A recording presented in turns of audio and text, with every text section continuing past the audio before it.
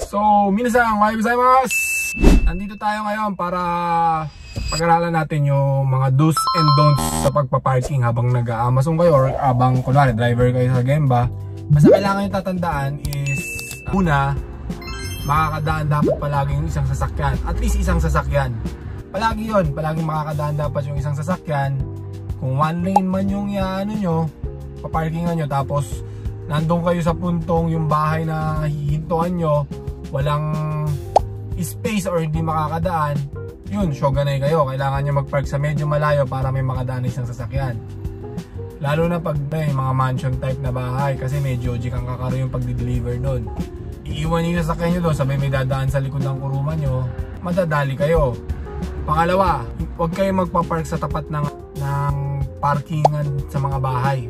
For example, yung parang labasan ng mga sasakyan sa mga bahay, huwag kayo magpa-park doon. Madadali kayo doon. Not unless na kung yung pagdideliveran nyo yung bahay nyo, pwede naman siya. Kasi hindi naman magagalit yun. Tapos yung minsan sa mga Ikenya, yung mga solo house, huwag kayong hihinto sa mga pinto na giri-giri na hindi nila mabubuksan yung pinto. Or actually better yet, maghahanap kayo ng AIDA na hindi siya parking, yung pader siya, mga ganon. Laging na lang kayo pag-iisipan yung magpapark kayo. Palaging dapat hindi kayo makakajama sa mga daan. Minsan may heavy din talaga kunwari nandun kayo sa parang laging dinadaan ng mga sasakyan.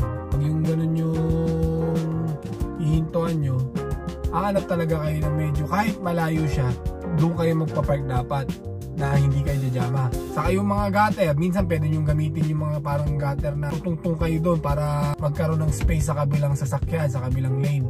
Palaging giri-giri pag masikip. Pag maluwag, medyo okay naman din, pero pinaka the best talaga sana yung sarili nyo giri-giri yung paparkingan nyo.